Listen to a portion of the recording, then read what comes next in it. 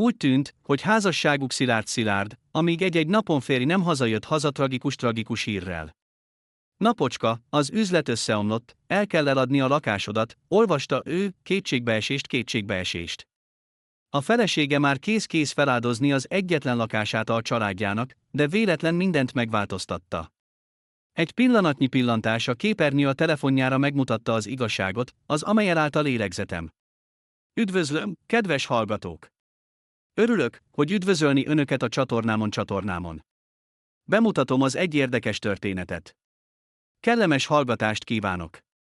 Júlia mindig szerette ezt a pillanatot, amikor kinyitod az a lakásod hosszú munkanap és találkozás csendes csend fogad. Nem nyomasztó, hanem valamilyen kellemes, befogadó.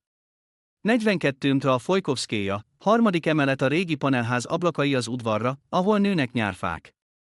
Nina hagyott neki ezt egy szobás 4 év ezelőtt. A halála még átírni a dokumentumokat. Unokám, ez a tiéd.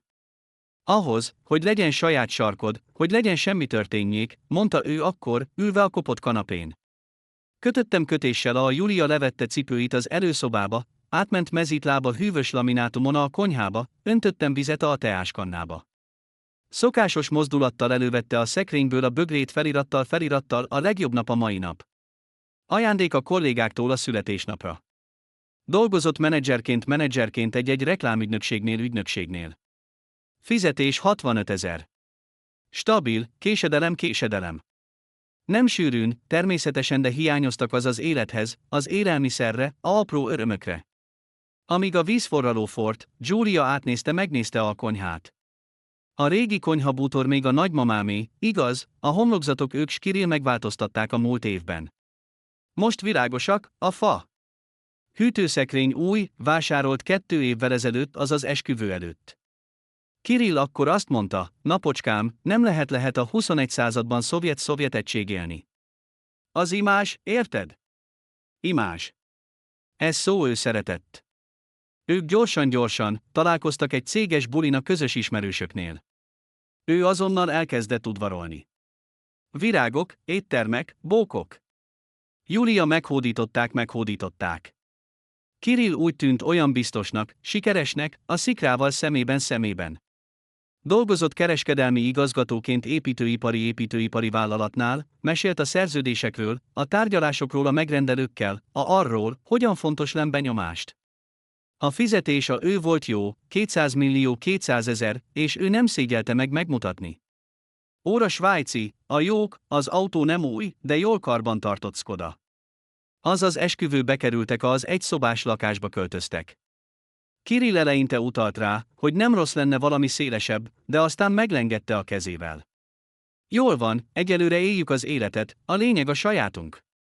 A vízforraló kattant. Júlia felforrázta egy csomag zöld teát, leült az asztalhoz, elővette telefont. A csoportban megbeszéltük a sorozatot, valaki feltöltött mémet a hétfőről. Ő mosolygott, megírta néhány megjegyzést. Az ablakon sötétedett a szürkület. Az udvarban valaki sétált a kutyával. Hallatszott gyereknevetés. Szokásos májusi este. Az ajtó becsapódott. Ez Kirill. Júlia megrezzent, megfordult. Ő belépett a konyhába vidám léptekkel, teljesen valamilyen felemelt, szeme csillog. Szia, szépem! Ő megcsókolta meg a fejét, levette a zakóját, felakasztotta a székre. Milyen napod? Normálisan. Te mi vagy vidám? Kirill nyújtózott a hűtőhöz, elővette egy üveg ásványvizet, csináltam néhány nagy kortyot, aztán megfordult, támaszkodott a asztallapra, mosolygott szélesen.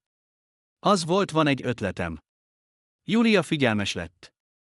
Az Kirill rendszeresen. Fél év ezelőtt ő akart megvenni részesedést egy bárban, aztán befektetni a krébba, aztán megnyitni autómosót. Sem egy ötlet nem jutott megvalósításig, de minden megvitatta minden ilyen lelkesedéssel, mintha már állta a milliók. Milyen ötlet? Kérdezte ő, online áruház sportpita. Kirill ül szemben, fogta szalvétát, elővette tollat. Nézd, a piac növekszik. Az emberek megörültek a egészséges életmódra. A minden sarokban, fehérjék, tömegnövelők, vitaminok.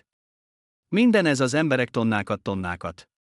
És én ismerem a beszállítókat.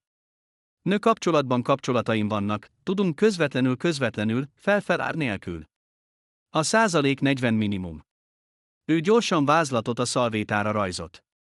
Szállítók, raktár, rekláma a közösségi médiában, értékesítés. Júlia nézte a égő arcát és érezte, hogy belül bekerül a kétség. És mennyit kell befektetni? Kérdezte ő, 300 000 a rajtnál. Ez az első szállítmány árura, a weboldalra, a reklámra. Aztán lecseng fél év múlva és tovább tiszta nyereség. 6 év több lesz forgalmunk a több millió. Jól, el tudod képzelni. És honnan a 300 000? Kirill intett a kezével, mintha ez apróság. A hitelt kölcsönt a kamat normális, százalék 12 évi. Gyorsan, ne aggódj. Júlia lassan kortyolt a teát. Hitel 300 000. Eszébe jutott, hogy ő egyelőtt kölcsönt hitelt autóra, aztán a javításra. Úgy tűnik mindent átadta időben, de mindent egyformán volt nyugtalanító. Te biztos vagy benne, napocska? Ő letakarta a kezét a sajátjával, megnézte egyenesen a szemébe. Én ezt értem. Én annyira évéve értékesítésben. Tudom, hogy kell pénzt. Ez befektetés jövőnkbe. Te hiszel akar élni jobban. Júlia bólintott. Természetesen akart. Ki nem akar, akkor bíz Kirill megszorította meg ujjait. Én nem ő mosolygott, bár belül minden még kavargott a nyugtalanság. De ő úgy hitte a ötletében, úgy ragyogott, hogy nem akartam elrontani a pillanatot. Jól van, csendesen mondta ő, próbáld meg. Kirill felvidult, felugrott, megölelte, megcsókolta az pofiára. Ez a feleségem, ez támogatás. Ő felvette telefonját, elkezdett valamit tárcsázni.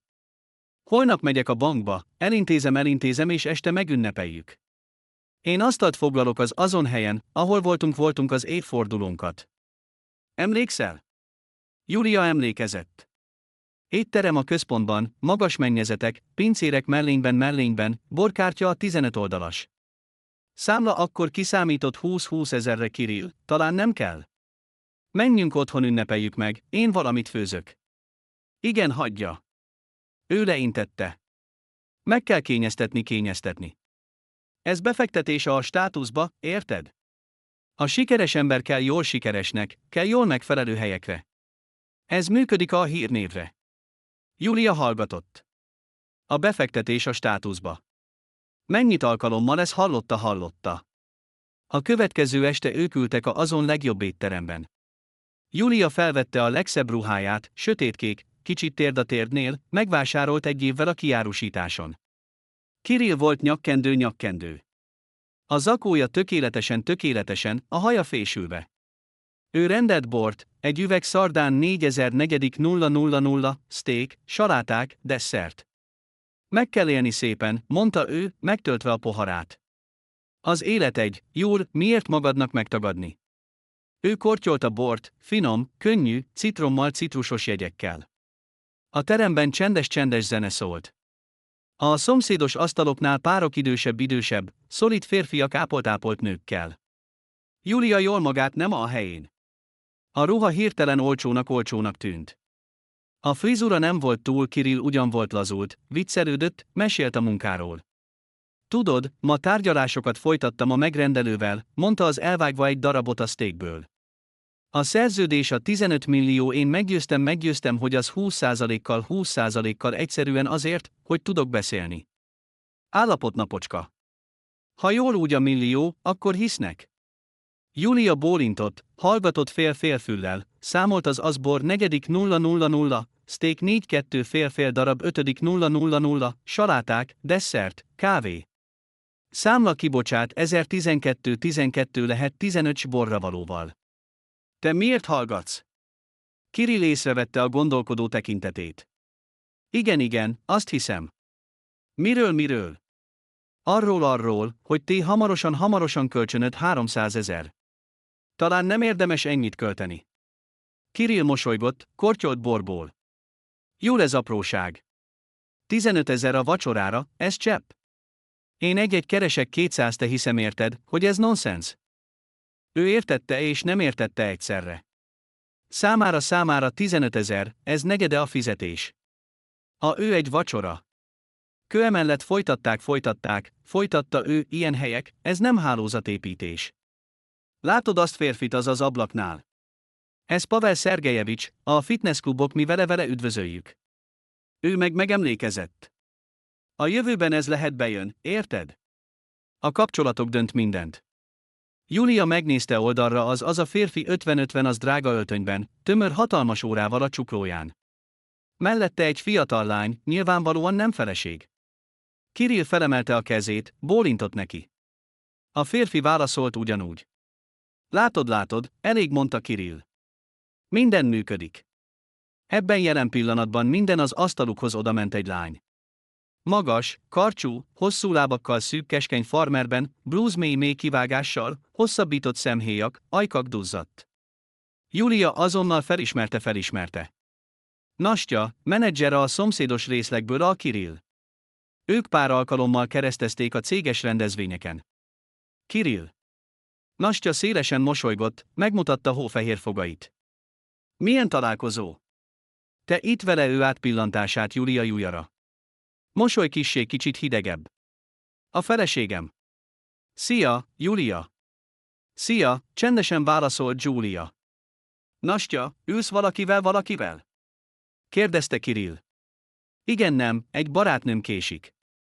Lehet leülni egy percet? Természetesen, ülj le. Nastya húzta széket, leült mellé Kirill mellé, illata ő drága parfümök, édes, nehéz illatokkal.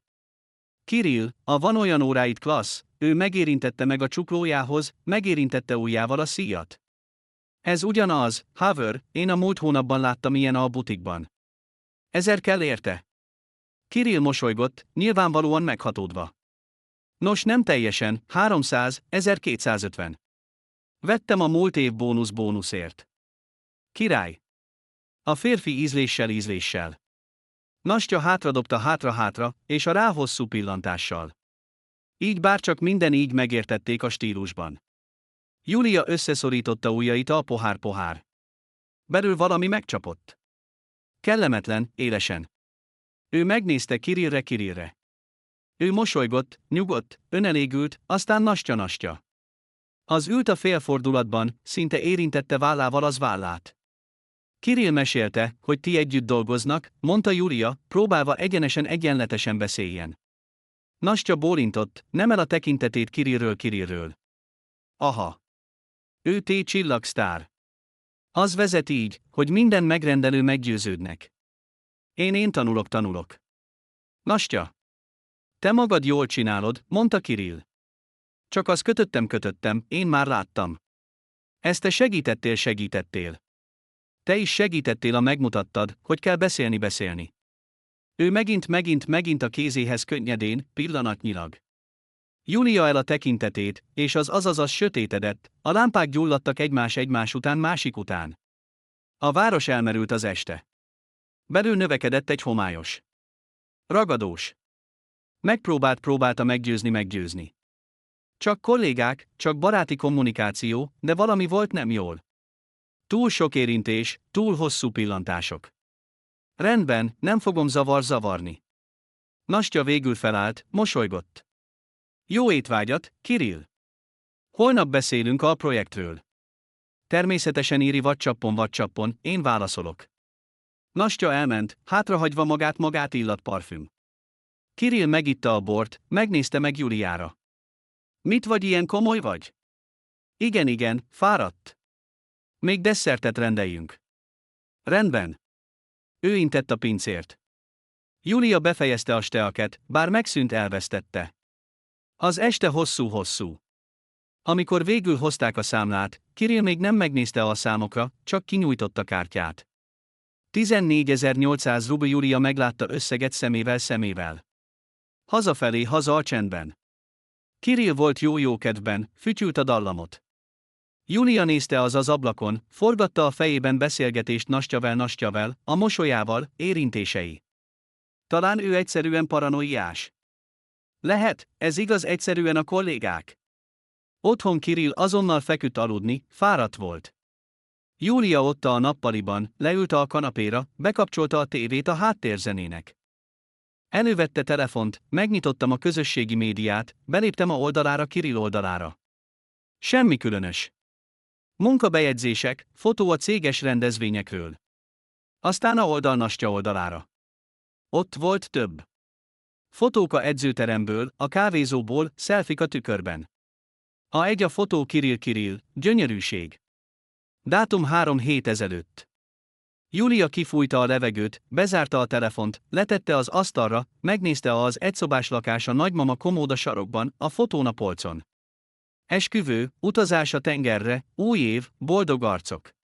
Volt ez boldogság valódi, vagy ez időbe zárta a szemét? A hálószobából álmos hang Kirillul, menj aludni. Most. Ő kikapcsolta a tévét, felállt. A konyhában öntött magamnak vizet, megittam egy hajtásra. Az ablakon valaki hangosan beszélgetett, csapódtak az ajtók autó. Hétköznapi élet. Júlia átment át a hálószobába, levetkőzött, feküdt mellé Kirill mellé. Ő megölelte meg álmosan, szorosan magához. Szeretlek téged, napocskám. Én is. Ő becsukta a szemét. De álom nem jött sokáig. Elmúlt 4 hónap telt el. Júlia megtanulta nem felesleges kérdéseket.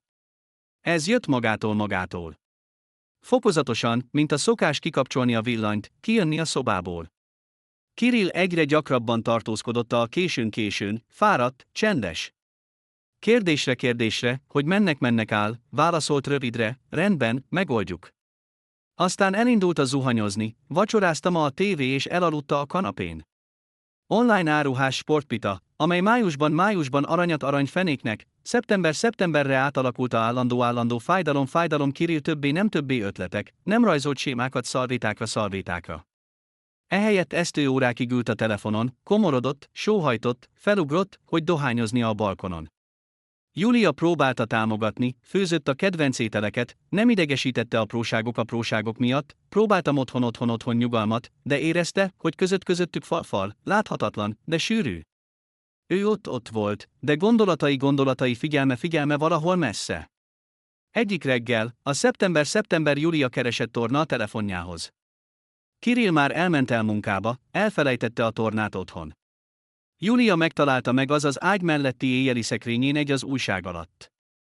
És az újság alatt is feküdt kivonat a hitelkártyáról. Nyilvánvalóan Kirill megkapta meg tegnap postán, megnéztem és dobtam. Júlia elvette a papírt, átfutotta át. A számok ugráltak szeme előtt. A Horizont 48 000. Boutique klasszikus 32 000 benzinkút Rosneft Premium benzin 7300 még étterem, még üzlet, még tankoló. Augusztus Kirill költött a kártyával 180 000 rubl. Júlia lassan leereszkedett a ágy szélére. A szíve dobogott valahol a torkomban. 180 000 majdnem a havi fizetése. Hiszen az azt mondta, hogy az üzlet a pénztár szakadékon, hogy meg kell spórolni, hogy minden egy számít. Ő összeállította a vissza-vissza, elment a konyhába, letette a teáskannát. A kezei remegtek. Meg kell megkérdezni, kell beszélni. De hogyan? Ő az mondani, hogy ez üzleti költségekről, hogy találkozni a partnerek, lenni benyomást. Befektetés a státuszba. Ez már hallott ezeket szavakat. Este Kirill visszatért 10 óra körül. Júlia ült a kanapén egy könyvvel, csinált mintha hogy olvas. Ő dobta a kulcsokat az asztalra, átment a fürdőszobába, megmosakodott, aztán visszatértem, leültem mellé. Fáradt, mint egy kutya. Hogy a helyzet? Óvatosan kérdezte Júlia.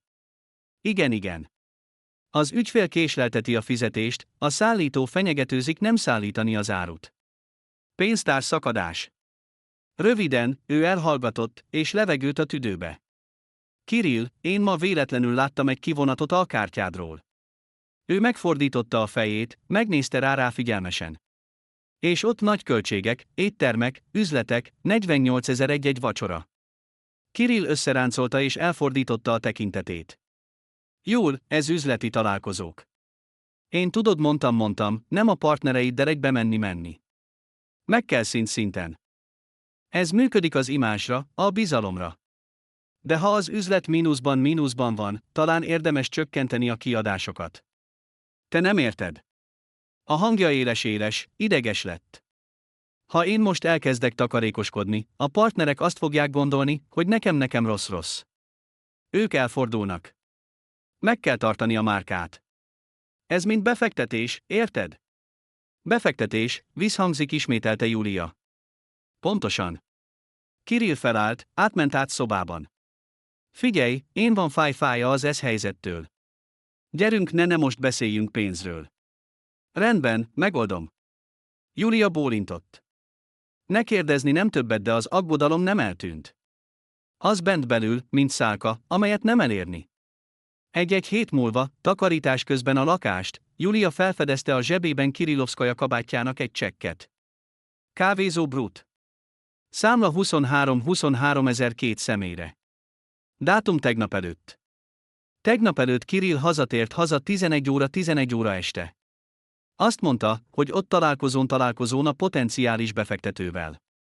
Két személy, befektető vagy még valaki. Julia leült a padlóra a előszobában, tartva a csekket a kezében. Befektető, természetesen. Ő meggyőzte magát, hogy még ez lehet, de a mélyén lelkem már tudta. A nastya Kirill elkezdte emlegetni gyakrabban. Először ritkán, aztán majdnem minden nap.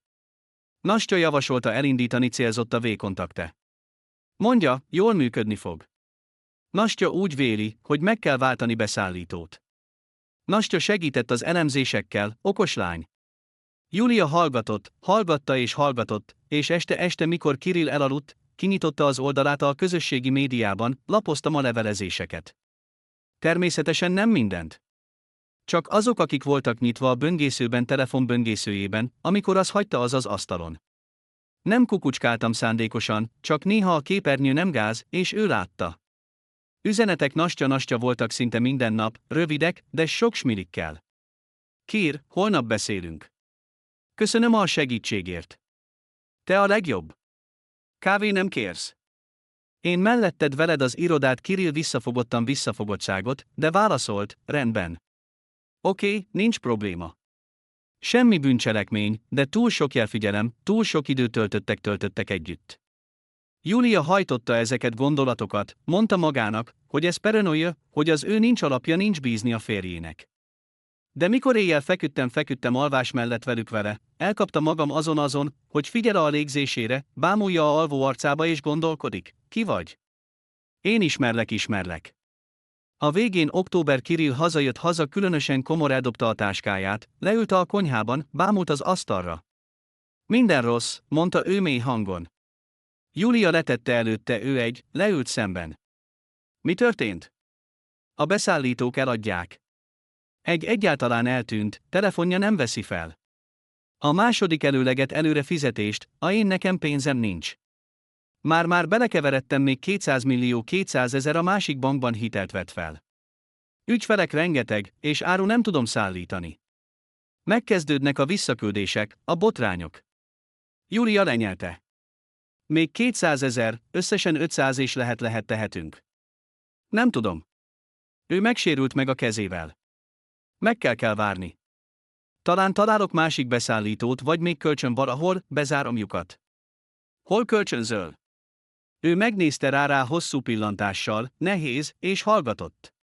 Julia érezte, hogy hideg futotta a hátamon. Kirill, a van lakásunk. Ez az egyetlen, van. Tudom, csendesen válaszolt ő, tudom, Jul. Ne aggódj, én nem bolond. Csak gondolkodni a likvid eszközökről.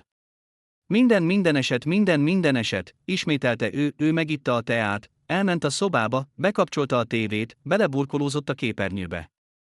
Julia ott maradta egyedül. Likvid eszközök. Lakás. Nagymama lakás, amelyet az hagyott az a parancsot. Hogy legyen saját sarkunk, hogy legyen sem történjen. Julia elővette telefonját, megnyitotta a böngészőt, beütötte a keresőbe. Sürgős eladás, lakás, Moszkva. Egyszerű a kíváncsiságból. Csak megnézni, mennyire jelenleg költenek az a Vojkovszkaja. A számok megjelentek a képernyőn, az 6 és 8 milliótól függően az állapotától. Bezárta a böngészőt, letette telefonját, megnézte a mennyezetre.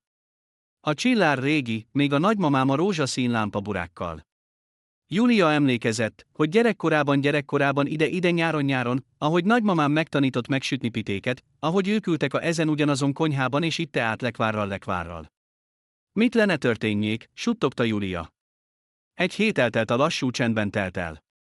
Kirill szinte nem jelentkezett otthon, korán, visszatért éjfél után, beszélt, hogy megérti a problémákkal, megoldást. Júlia nem kérdezett, félt meghallani a választ. Egyik este, amikor Kirilla alkalommal késett, Júlia elhatározta magát, megnyitni a laptopját. A jelszót nem tudta, ő soha nem el. Bement lapoztam a bejegyzéseket, weboldalakat, az üzleti hírek, fórumok, és aztán ráakadtam egy sorra. Sürgős eladás, lakás, Moszkva. Dátum 3 nap ezelőtt. Júlia megdermedt. Tehát ő már gondolkodik, már keres lehetőségeket, nem csak beszél, hanem készül. Tovább. Még egy kérés. Hogyan eladni lakást a házastárs beleegyezése nélkül? Tegnap. A szívem megdobbanott. Júlia becsapta a laptopot. Felállt, átment a szobában. A kezeim remegtek. Beleegyezés a feleségem beleegyezése nélkül. Ő azt komolyan gondolja, hogy el tudja eladni az lakását, eladni tudta. Ő elővette telefonját, megtalálta számát, barátnője Alina könyvelőként, értett a törvényekben, a dokumentumokban. Júlia írta, Lina, lehet kérdezhetek valamit? Ha lakás van, a nevem a házasságkötésem, Féri lehet eladhatja, az az én beleegyezésem nélkül.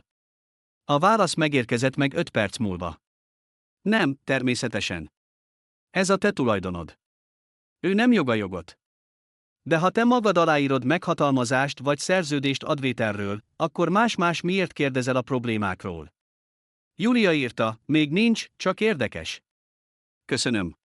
Ő kifújta a levegőt. Akkor egyszerűen így eladni, nem eladni. De ha meggyőzni, rábeszélni, nyomást gyakorol, manipulálni fog. Ő már egyszer egyetértett, amikor ő kölcsönt hitelt. Beleegyezett, mert hogy ő nézte rá reménnyel, és így szólt, mi egy család vagyunk. Júlia feküdt a kanapéra, betakargatta takaróval. Az ablakon esett, a cseppek dobogtak az üvegre. A város zümmögött a szokásos zajtól. Valahol ott a városban, Kirill döntött megoldani problémáit, és ő érezte, hogy hamarosan ezek problémák betörnek az életébe új erővel. Éjszaka Kirill visszatért a 3. órában. Júlia felébredt, a kulcsok, a záró átment át a hálószobán, levetkőzött, feküdt mellé, szakszivartól és idegen parfümök, nehéz, édes illatokkal.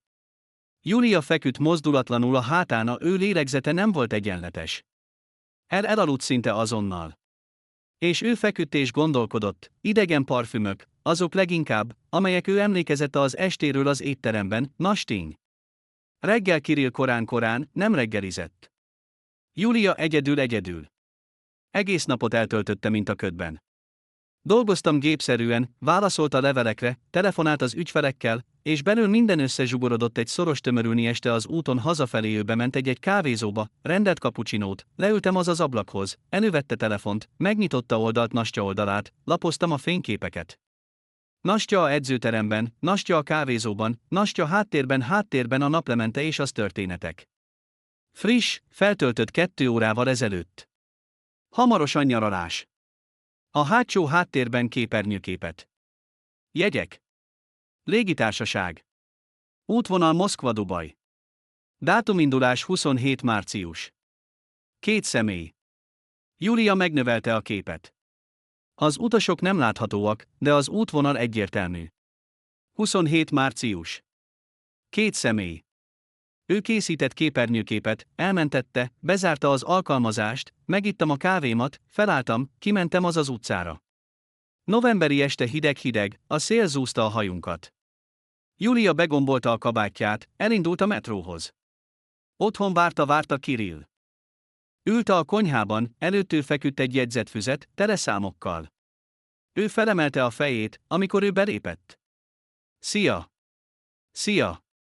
Júlia levetkőzött, átment át szobába, dobta a táskát az ágyra, visszatért a konyhába, öntött vizet. Kirill nézte rá. Jól, nekünk beszélnünk. Ő megdermedt. A bögre a nehéznek tűnt. Miért? Ülj le. Ő leült. Kirill össze az asztalra, megnézte rá a szemébe. Megszámoltam, az nekem tartozom 520 000. Ez hitelek, kamatok, adósságok beszállítóknak. Még ügyfelek követelnek visszatérítést. Ez még 1200.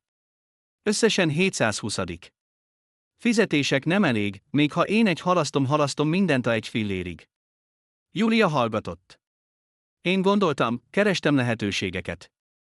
Meg lehet megpróbálni a refinanszírozást, de a kamatok magasak. Ez meghosszabbítja a évekre. Meg lehet kérni szülőktől, de az őket nincs.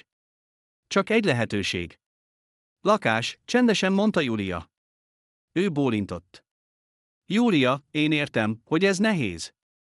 Ez a nagymamád lakása, de mi eladhatjuk eladni, bezárni adók, le valamit egy-két évre, aztán én kiképezem magam, megveszünk újat, talán még jobbat.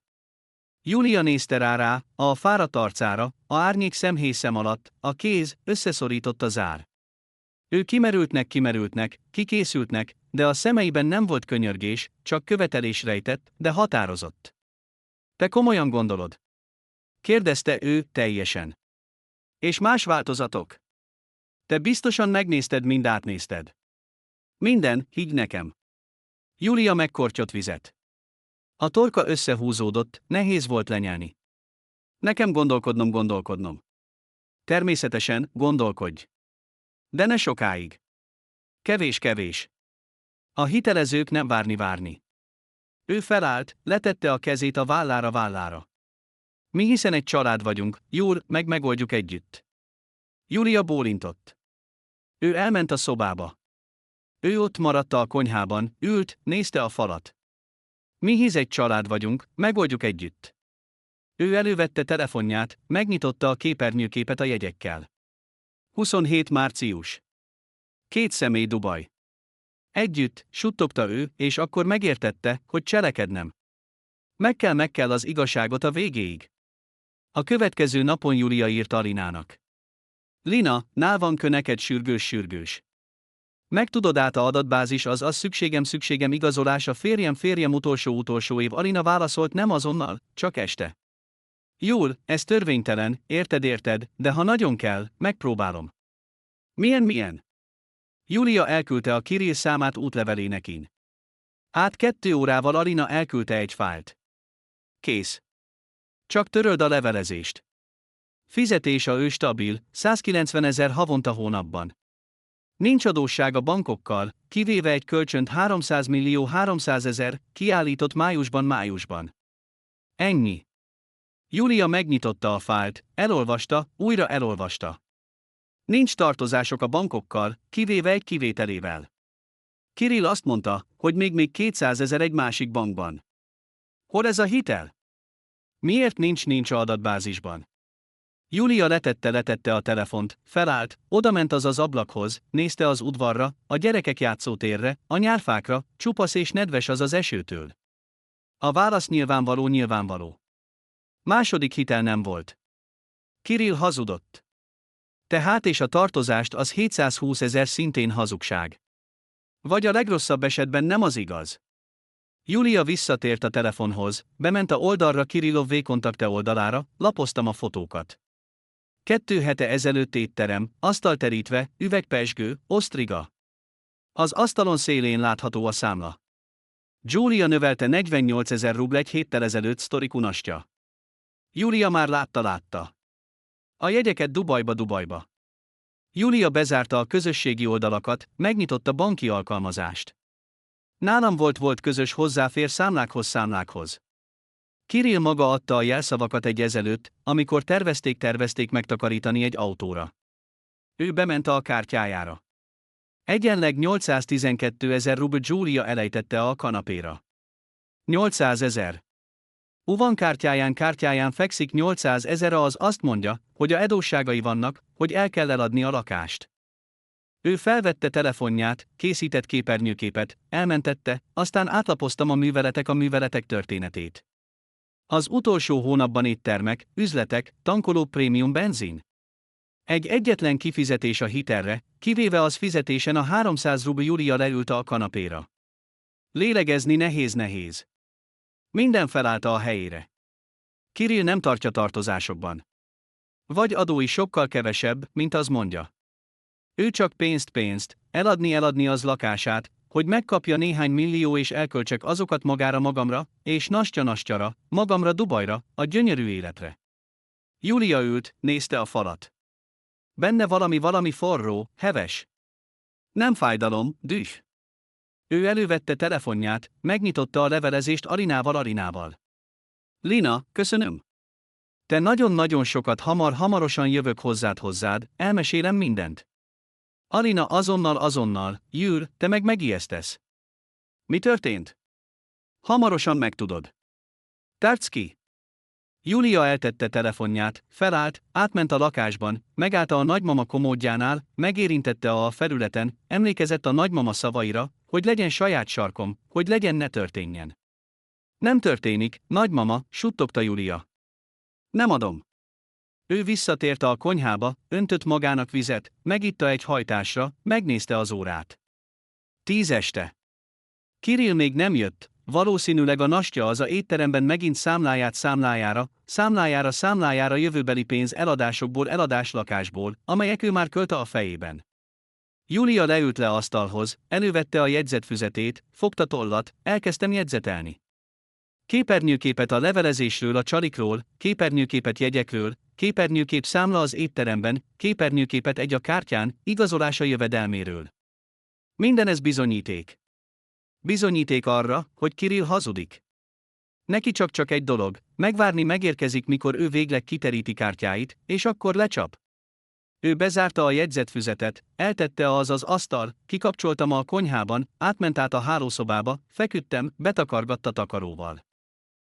Fél óra megérkezett Kirill. Ő eljátszotta alvónak. Ő levetkőzött, feküdt mellé, szag azokkal ugyanaz parfümmel, édes, émeítő illatokkal. Júlia mozdulatlanul, összeszorítva fogait. Holnap minden megváltozik. Reggel kezdődött úgy szokásosan. Kirill elment el munkába a 8. Júlia otthon. Neki volt szabadnapja.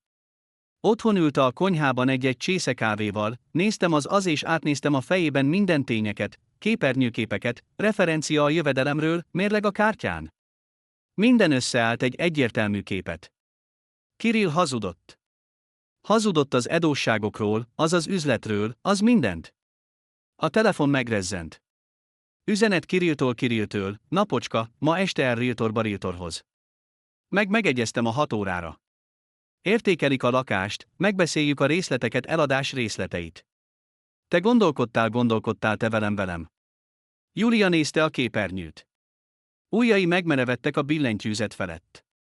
Válaszolni, visszautasítani. De ha elutasítja most, ő gyanakodni fog, elkezdi erősebben. Nem, meg kell beleegyezni. Meg kell eljutni a végéig, legvégéig pillanatig, mikor megmutatja meg valódi arcát.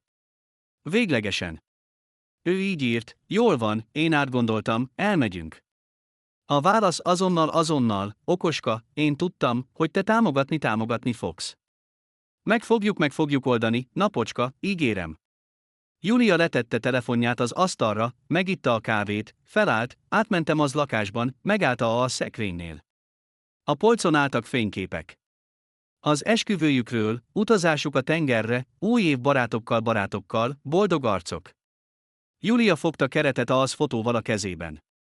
Kirill megölelte a derekát, megcsókolta az pofiára. Ő nevetett. 2 év ezelőtt. Úgy tűnt, egy egész élet. Ő fel a fényképet vissza, átment át a hálószobába, kinyitotta szekrényt, elővette a dokumentumokat a lakásra, a tulajdonjogról, szerződés ajándékozási a nagymamától, műszaki útlevél, minden rajta az nevére. Kirill nem volt ez lakás semmi jog. Júlia eltüntette a dokumentumokat a táskájába. Ma meg kell a vele minden eset a nap lassan. Júlia próbált elterelni a figyelmét, nézte sorozatot, takarított, főztem vacsorát, de gondolatai folyamatosan visszatértek az estére. Mi mondani? Hogyan viselkedik. Meg kell nyugodtnak nem mutatni érzelmeket, amíg meg eljön az 5 óra ő felöltözött, felvette farmert, világos blúzt, kabátot, megnézte magamra a tükörbe. Az arca sápadt, szeme fáradt. Ő kicsit, hogy ne túl teljesen kimerültnek. Felvette a táskát, megnézte, hogy a dokumentumok, a telefon, kulcsok, minden. A 6-a érkezett Kirill, leparkolta a bejáratnál, és telefonált. Én lent, gyere ki! Julia lejött, leült be autóba. Kirill volt éber, mosolygott, nyilvánvalóan jó hangulatban. Szia, szépem! Készen állsz? Készen állok. Ő elindult a helyéről. Utaztak csendben 10 percig Kirill bekapcsolta a rádiót. Popzene szólt. Julia nézte az AL-házak, üzletek, emberek. A város él a szokásos életet, és az belül minden össze kemény csomóba. Jól, te miért hallgatsz? Kérdezte Kirill, megnézve rá. Szerintem hogy? Arról, hogy ez nagy lépésről van szó. Természetesen nagy. Ő letette a kezét a térdére, megszorította. De helyes. Mi bezárjuk az adósságokat, elkezdjük tiszta lapról, kiköltözünk lakást, talán még a legjobb negyedben, és pár évén kikérem magam, megveszünk újat, talán 2 szobast. Te akartál gyerek szobát. Julia emlékezett. Beszéltek erről év ezelőtt. Álmodtunk egy gyerekről, egy tágas lakásról, a jövőről. Akkor ez valószínűnek tűnt, most bújnak tűnik. Azt akartam, csendesen válaszolt ő, látod, minden rendben lesz. Csak egy kicsit kell. Az autó letért a csendes utcára, megállt egy irodaház épületnél. Kirill leparkolt, leállította a motort. Megérkeztünk. Menjünk.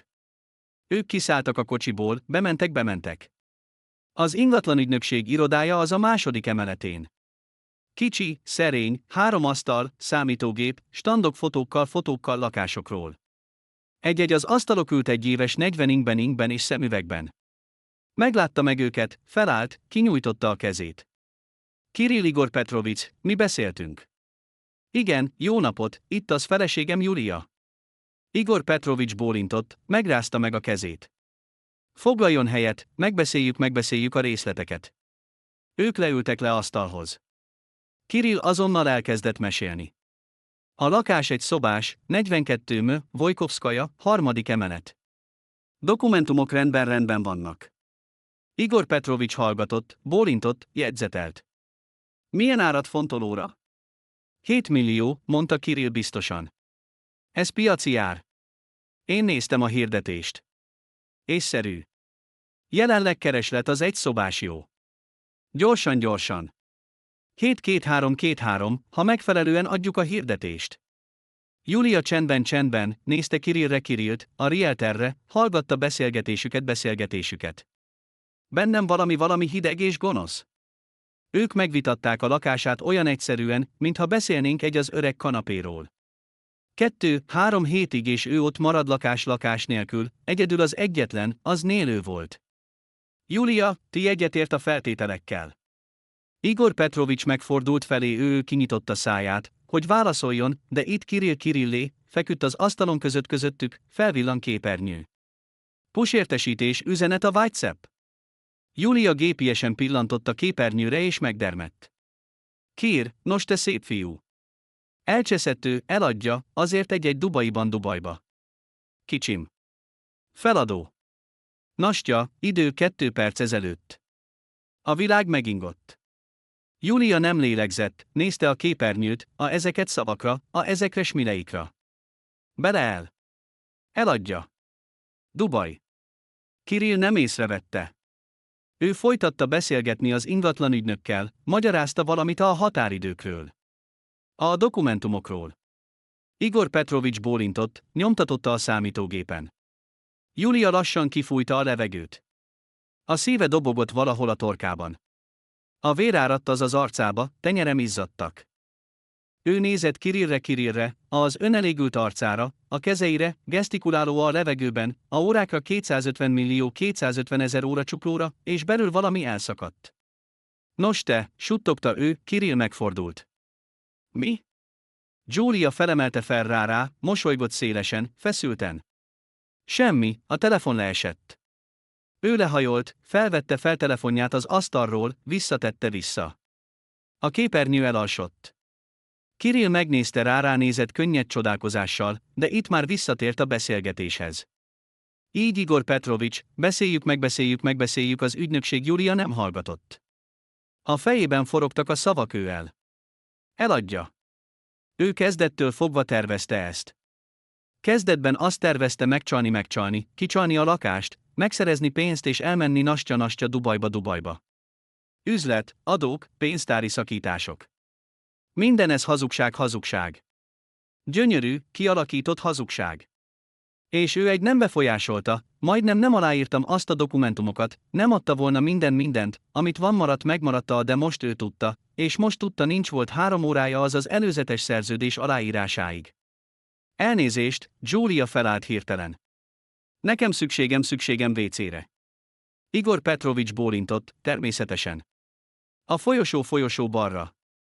Julia kijött az irodából, átment a folyosón gyors léptekkel megtalálta a mosdót, bement bent, bezárkózott a kabinba, elővette telefonját. A kezei remegtek annyira erősen, hogy alig tudtam üzeneteket.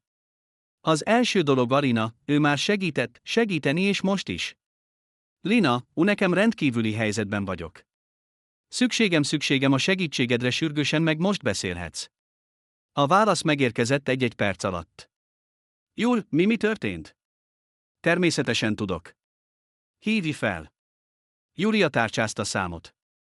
Alina azonnal, Julia, te megijesztesz. Mi történt? Figyelj figyelmesen. Julia gyorsan, zavarosan. Kirill hozta engem az ingatlanügynökhöz, eladni lakást. Azt mondja, hogy tartozása adósságai vannak, de én csak azt láttam tőle a szeretőjétől. Ő írja, belenyúltam, ő eladja, azért egy Dubajban. Érted, ez volt csak színjáték. Ő akar pénzt és elrepülni, ő pihenni. Alina hallgatott egy pillanatig. Istenem, Jul, mi fogsz, nem tudom. Nekem kell bizonyítanom, hogy ő hazudik. Szükségem tényekre. Nekem vannak képernyőképek. Számláma a kártyáján, levelezés, jegyek, de ez kevés. Szükségem van, hogy tudjam ezt mindenki, hogy ő ne tudjon meg ezt megúszni. Szülei, gyorsan mondta Alina. Hívd az anyjának, mondj mindent. Nálőket is normális kapcsolatuk. Julia emlékezett anyósára, Ljudmila Ivanovnát. Szigorú, igazságos nő, aki mindig viszonyult a Julia tisztelettel, ő nem egyszer mondta, fiam, vigyázz a feleségedet. A jó lányt találni nehéz. Igen, nekünk jó kapcsolatunk. Akkor hívj fel, mondd el az igazat, hadd jöjjön, hadd meglássa mindent a saját szemeivel. Julia bólintott, bár Lina nem látta. Jól van, köszönöm, Lina. Majd felhívlak. És még ha valami rosszul nem úgy, akkor leszel a tanúm. Természetesen, mindig. Cselekedj és tárc magad folyamatosan. Julia letette a kagylót, letörölte izzadt tenyerét, farmerjét, tárcsázta számot Ljudmila Ivanovna Budki. 1-2-3. Jelenka, szia, válaszolt nyugodt hang az anyós. Ljudmila Ivanovna, jó napot kívánok. Mondja, Kirill foglalkozott, tanult pénzt a üzlethez. Szünet. Azaz anyós megfeszült. Nem, és mi történt? Julia összeszedte levegőt melkasába. Egyszerűen ő most eladja az lakásomat. Azt mondja, hogy fél millióval tartozik, hogy az üzlet összeomlott, hogy nincs más kiút. Úgy furcsának, hogy ő nem fordult a fordult segítségért. Én szeretném pontosítani. Újabb szünet, hosszabb. Milyen lakást? Jul, várj, ne csináld semmit. Most mindjárt érkezem. Hol vagy? Julia megadta az ügynökség, én fogom 20 perc múlva, várj meg. A telefon kikapcsolt. Julia karjával a kabinbe csukta a szemét. 20 perc. Ki kell kibírni. 20 percig. Nem mutatni, nem csinálni tett, hogy minden rendben és aztán hagyja magyarázza el. Ő kijött a mosdóból, megmosta hideg vízzel, megnéztem magamra a tükörbe. Az arca sápadt, szemei égnek. Ő mély belélegzett, kilélegzett, kiegyenesítette vállait, elindult vissza-vissza irodába.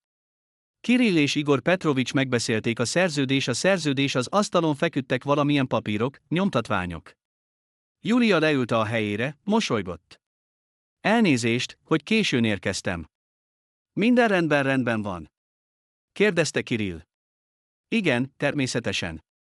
Igor Petrovics közelebb a hozzá papírt. Itt előzetes szerződés. Olvassa el, kérlek.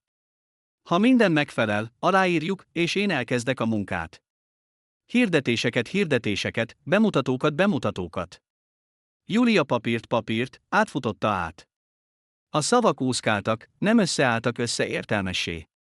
Ő úgy tett, hogy olvas, bólintott, de belül számolt perceket számolt. 15 eltelt, még 5 maradt.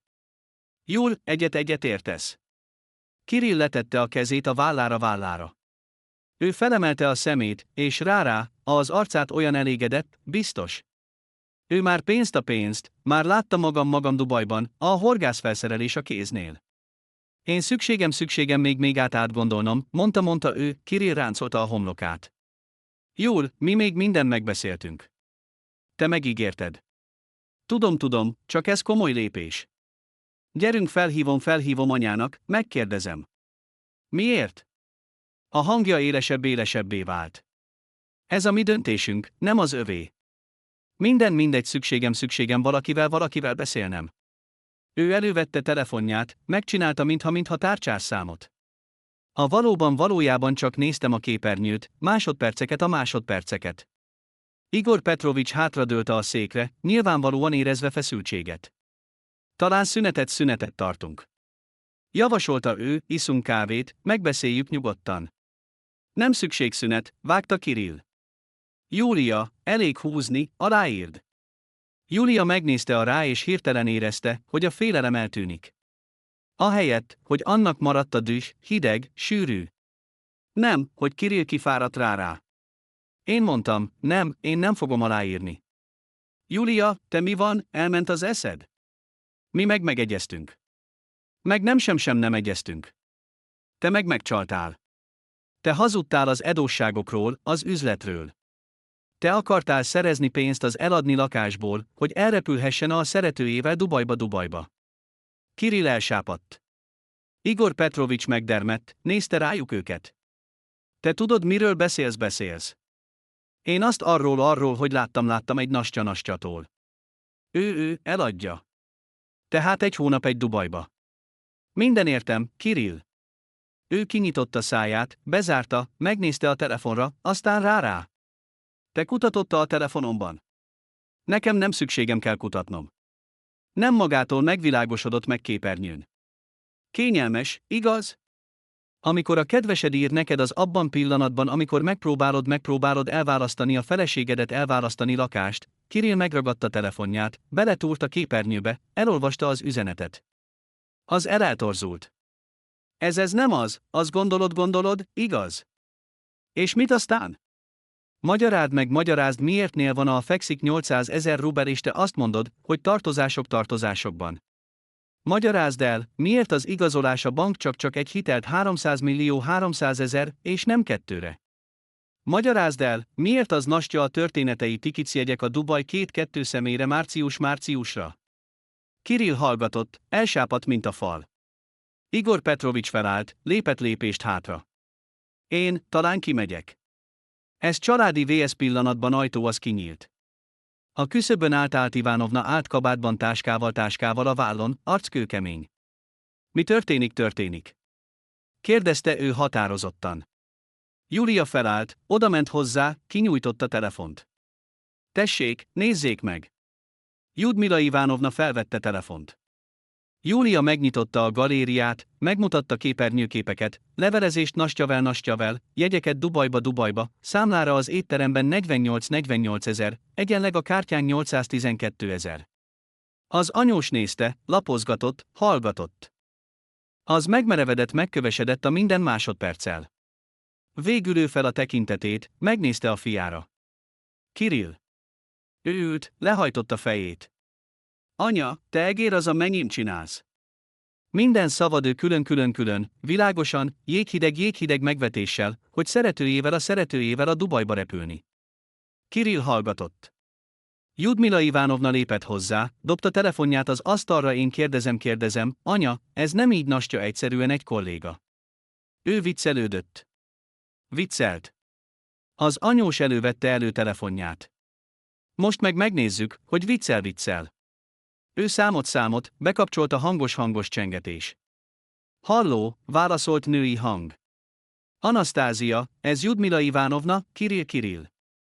Mondja, tervezi repülni velem a fiammal Dubajba. 27 március. Hosszú, feszült. Nem honnan válaszol. Igen vagy nem?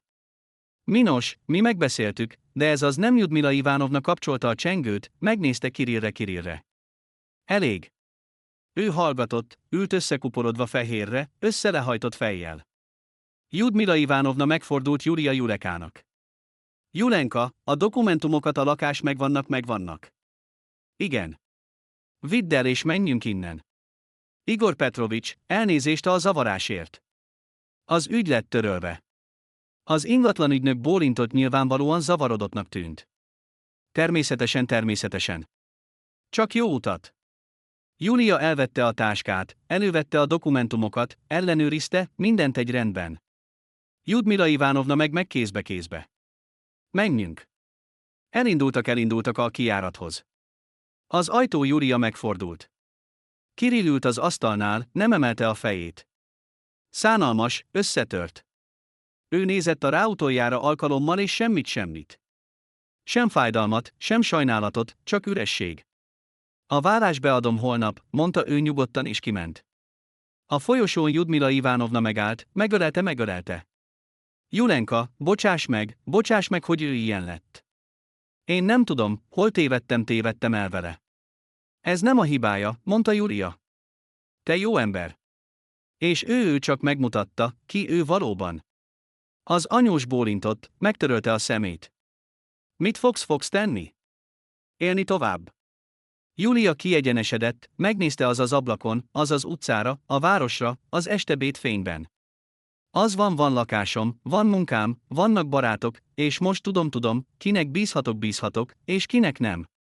Lyudmila Ivanovna összeszorította meg a kezét.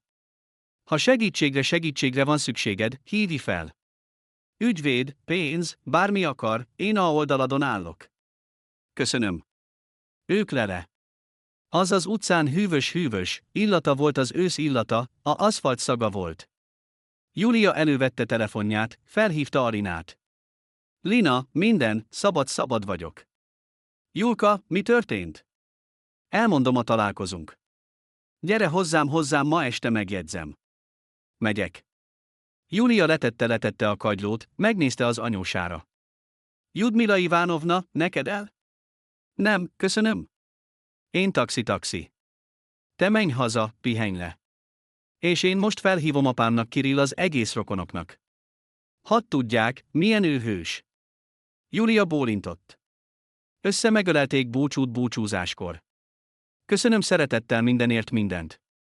Neked köszönöm, hogy nem adtál magad megsértődött céget. Lyudmila Ivanovna megsimogatta pofián. Tarcki, kislány. Julia elindult a metróhoz, lassan, belélegezve az esti levegőt. Belül minden még forrongott, de ez volt nem kétségbeesés, hanem megkönnyebbülés. A nehézség, amely hónapokig hirtelen eltűnt. Ő egyedül, de ő egyedül egy lakással, a becsületével, a igazsággal. Kirill maradt sem pénz, Dubaj, nastya nélkül. Te biztosan most törli azt a barátok, tisztelet család, a feleség. Julia mosolygott. Először hosszú idő mosolygott őszintén. 3 óra. Elég volt 3 óra, hogy elpusztítsa az életét. Milyen ő akarta tönkretenni azt? Igazságosság. Haza. Julia eljutott, mintha a hóban. Metró, ismerős állomások, átjáró, mozgó lépcső. Emberek körülöttük siettek a ügyeiket intézni, valaki beszélgetett, telefonált, valaki lapozta a közösségi médiát. Egy átlagos este. És számára ő fordulópont pillanat. A határa a múlt élet és új megjelent Kiötta állomásán, átment ismerős udvarokon az a bejárathoz, felment a 3. emeletre, kinyitotta az aszcsend. Az legkényelmesebb kellemes, befogadó csend, amelyet ő annyira szerette. Júlia levette a kabátját, levette a cipőjét, átment át a konyhába, feltette a teáskannát, leült az asztalhoz, letette magam az lakásról. A tulajdonjogról. Név, Morozova Júlia Andrejevna. Minden egy rendben. Minden rendben van. A telefon megrezzent. Üzenetek zúdult egymás után. Másik Kirill, Júlia, bocsáss meg, beszéljünk. Kirill, én mindent megmagyarázom. Kirill, ez félreértés. Júlia blokkolta a számát, nem elolvasva a többi üzeneteket. Nem volt értelmük. Nincs, mondani nem miről. Következő üzenet Ljudmila Ivánovna. Julenka. Felhívtam a férjemnek, a nővéremnek, az egész rokonoknak. Minden a tudja. Kirill megpróbált megvédeni magát, de a tények az maguk tárc ki, kedvesem, te mindent jól csináltál. Júlia mosolygott, és így válaszolt, köszönöm nagyon önök nélkül magukén lenne nem megbirkózni. A vízforraló felforrt.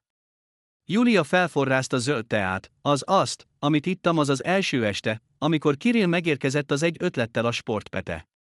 Akkor ő nem szükséges kérdéseket, de most minden megváltozott.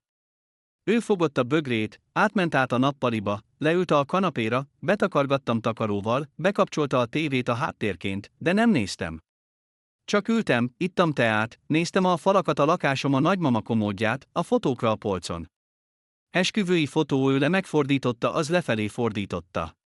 Aztán kidobja. Fél óra megérkezett Alina, betört az lakásba két palack borral és csomag snackekkel. Julka, megölelte meg szorosan, hosszú ideig. Mesélj mindent. Ők leültek a konyhában. Júlia lassan, részletesen a Nastya-Nastyatól, a beszélgetésről az irodában ingatlanügynöknél, beszélgetés arról, hogy megérkeztem Ljudmila Ivánovna, milyen Kirill elsápadt, ahogy az anyós felhívta Nastya mindenki Alina hallgatta, száját, aztán felugrott és megölelte Júliaté megint.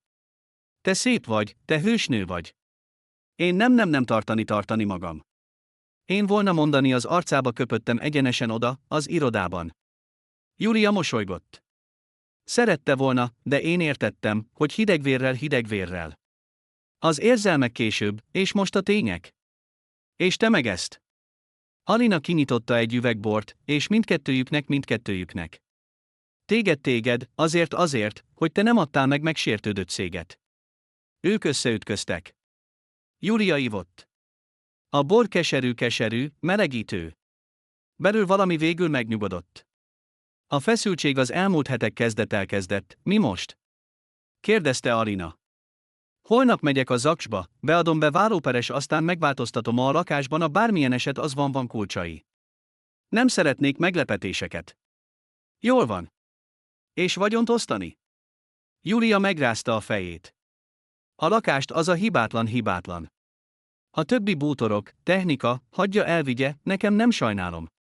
A legfontosabb, hogy ő eltűnjön az életemből. Alina bólintott. Értem. És hogy vagy belül? Hogy Júlia elgondolkodott. Hogyan van? Fáj. Igen, sértő, természetesen.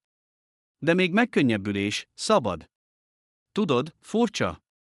Én nem azt hittem, hogy sírok, megőrülök, de nem, csak üres. Mintha valami nehéz le a válláról. Ez normális. Jól csinálod, jól. Sokan lenne nem bírnák ki, aláírták mindent, amit ő akart.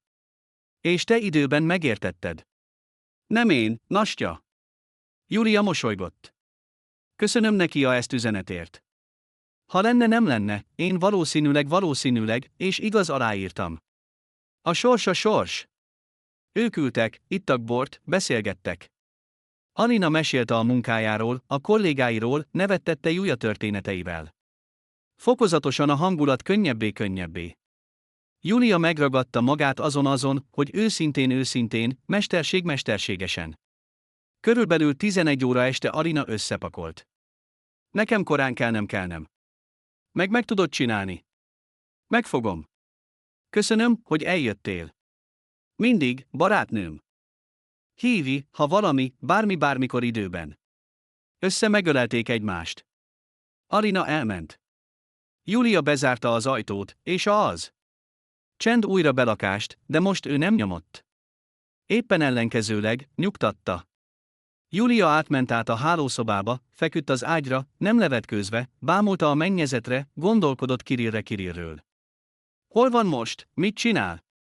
Valószínűleg próbál felhívni Nastyanak, igazolódik, terveket, hogy kijönni a helyzetből, vagy ül a barátoknál, iszik sört, panaszkodik, az élet az nem számít, ő többé nem az problémája.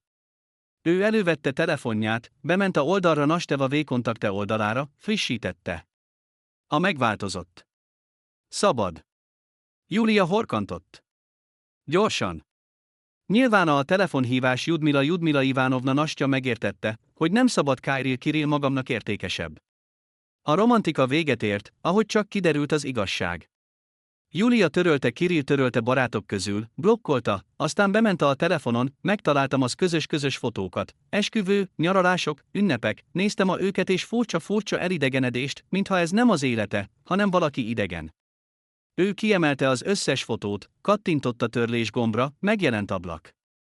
Biztos? Julia megnyomta az igennel. A fotók eltűntek. Ő letette telefonját az éjjeli szekrényre, becsukta a szemét, elaludt szinte azonnal, mélyen, álomálmok nélkül. A reggel napos. Julia korán 7. Az első gondolatom válás. El kell a zaksba. Ő felállt, megmosakodott, felöltözött, felvette farmert, fehér inget, kényelmes cipőt, megnéztem magamra a tükörbe.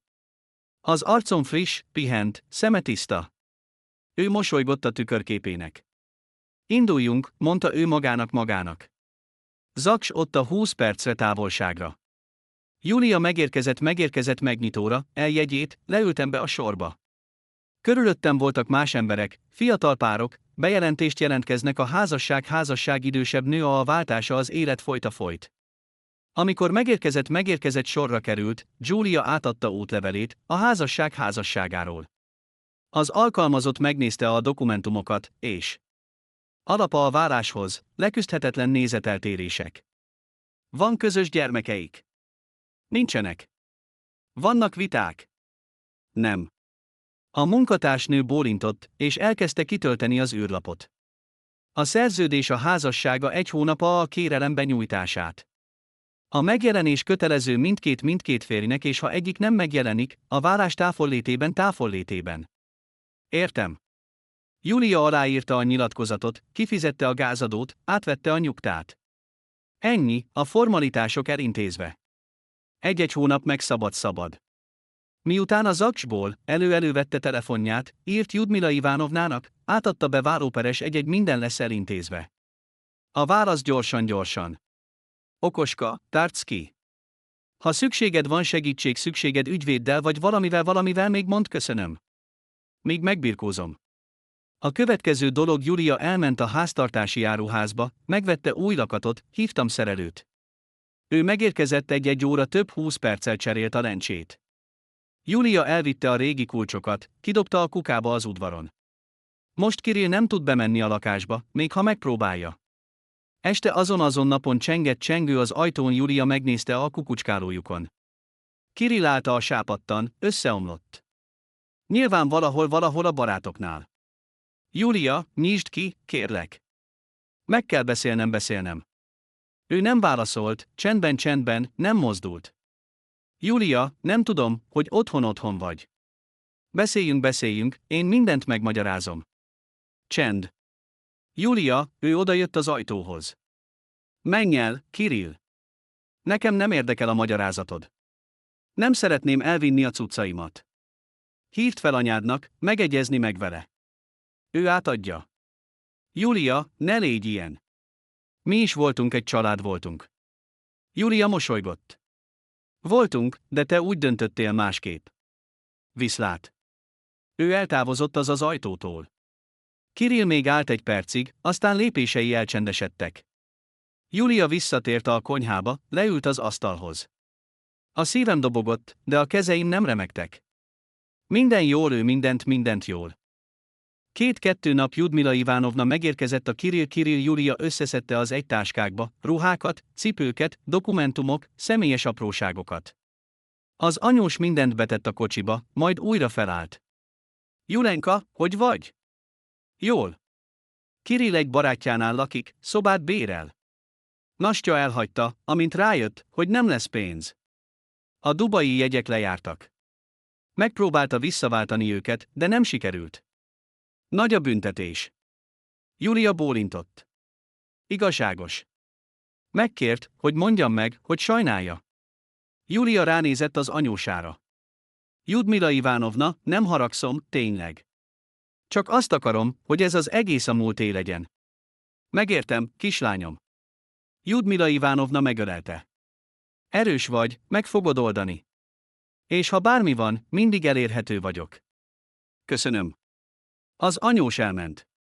Julia bezárta az ajtót, végigjárta a lakást. Most már semmi sem maradt itt Kirillből, sem tárgyak, sem nyomok, csak emlékek. De azok is fokozatosan elhalványultak. 3 nap telt el.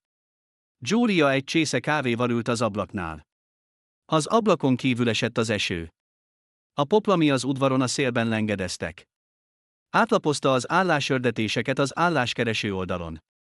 Talán ideje lenne váltani? Kipróbálni valami újat.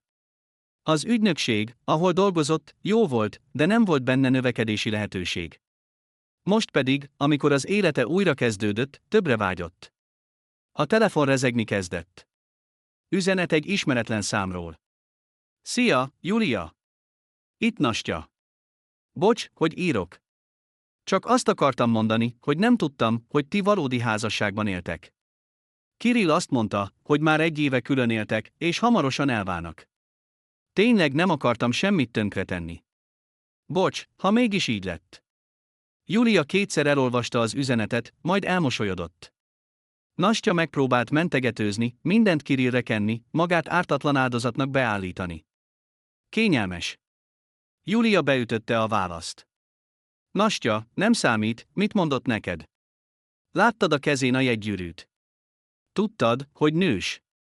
A többi a te döntésed volt. Élj ezzel. Elküldte, letiltotta a számot, bezárta a telefont, megitta a kávéját, felállt, nyújtózott. Ideje tovább élni. Julia kinyitotta a laptopját, és talált néhány érdekes állásördetést. Menedzser egy nagy vállalatnál, 85 000 fizetés, projektkoordinátor 90 000, vezetőasszisztens 100 000. Összeállította az önéletrajzát, elküldte a válaszokat. 1 óra múlva megérkezett az első válasz, meghívás interjúra holnap utánra. Julia elmosolyodott. Kezdődik. Este anya telefonált. Julenka, hogy vagy? Ljudmila Ivanovna mindent elmesélt. Sokkolt a hír.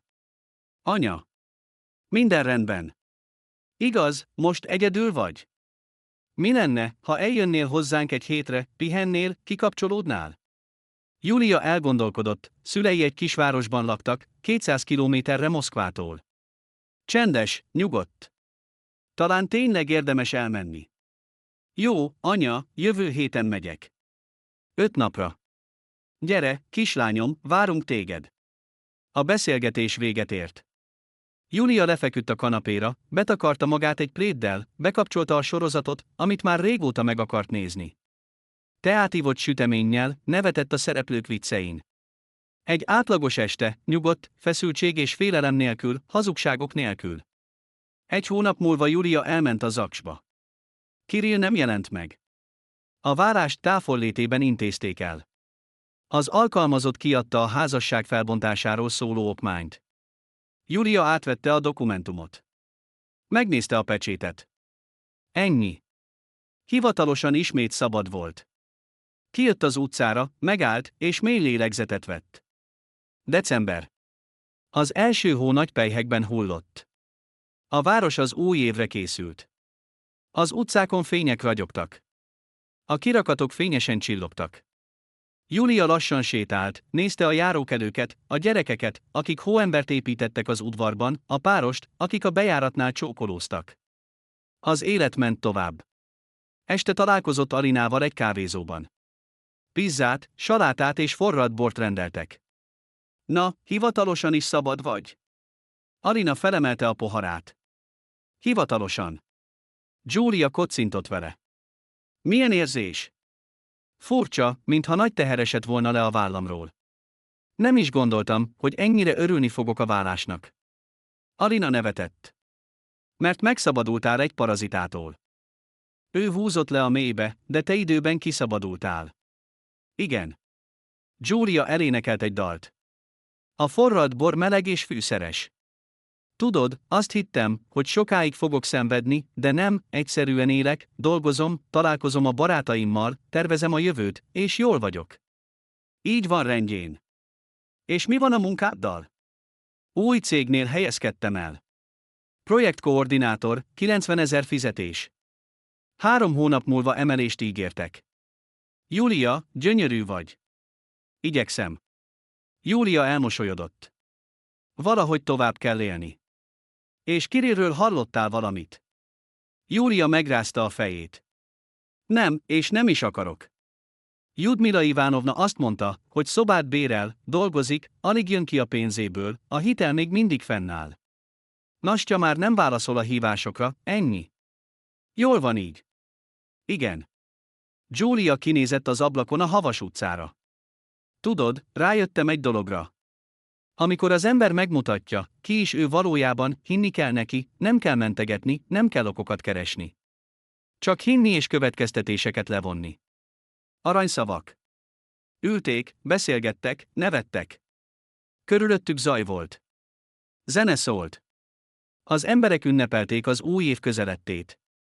Giulia úgy érezte, hogy része ennek a világnak, él, szabad, boldog. Amikor hazament, már késő volt. Giulia levetkőzött, megmosakodott, lefeküdt, és az asztalról felvette azt a könyvet, amelyet már régóta el akart olvasni. Kinyitotta az első oldalt, lassan, elgondolkodva olvasott, élvezve minden egyes szót. Az ablakon kívül havazott, a város elaludt, Julia pedig a lakásában feküdt, az ágyában, meleg takaróval letakarva, és könyvet olvasott. Minden rendben volt, és ez csak a kezdet volt.